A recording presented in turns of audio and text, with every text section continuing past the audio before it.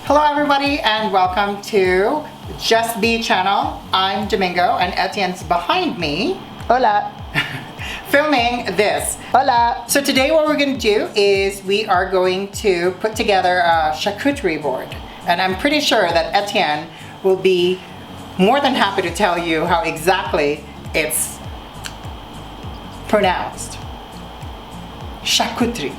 No. That's why I'm gonna do voiceover on that. Charcuterie. Charcuterie. Perfect. Okay, so where to start? Putting together a charcuterie board is super easy, but really the main reason why we put charcuterie, charcuterie, charcuterie, charcuterie is to bring people together prior to going into your sit-down dinner, or maybe if you just want to have something of a light snack, or maybe an after midnight kind of get together that you want to put together when your guests are feeling a little bit more peckish and not necessarily wanting to sit down and do a full meal. We cannot have a charcuterie board without a board. There's a few staples that you want to have when you want to put together a charcuterie board.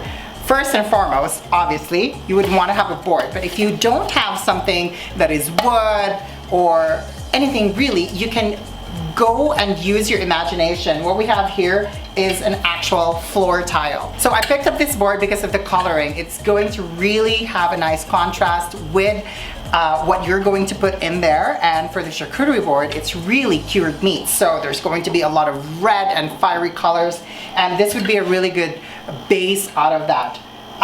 This is something that I picked up in a store, and it's, again, another version of this tile, but it's a little bit more sophisticated because it's meant to be put on. And typically with a tile like this, it would be good for cheeses because the coloring is, again, very much more in contrast. It's really going into eating with your vision. And if you don't have any boards at home, you can always use just a plain plate.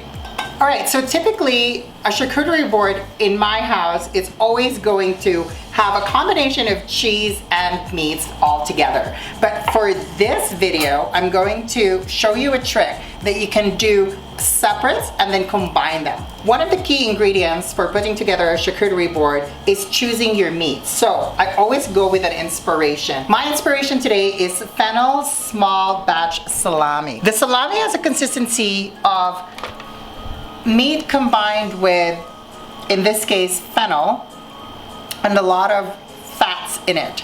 And it becomes very chewy and it's really delicious. So since I'm choosing a salami as one of my inspiration, I am going to grab this board and put it in the middle. And I'll put it very nicely, maybe circle it around.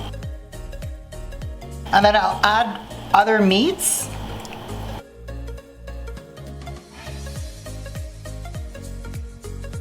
There's really no right or wrong in putting it all together. You just have to really use your imagination. You have your fennel infused salami and you have just your traditional salami. Making salami as my inspiration for this board. One of the basic things that you must have in your charcuterie board for cold meats is a ever so delicious prosciutto. Prosciutto is made out of pork. Now that we have our meats, then let's add a little bit more of color by introducing another staple at a charcuterie board is olives. I'm gonna put the olives in. Another one of my favorite is something that is pickled, something that has dill in it. And today I'm choosing to have asparagus. After putting in the pickled asparagus, now we go into and finish our charcuterie board. Crackers. There's a few different types of crackers that you can find out there. My favorites are always the ones that are flavorless, that are plain, and any shapes and forms just to make your presentation look good. So voila, that's your charcuterie board. We have two types of salami. We have your prosciutto.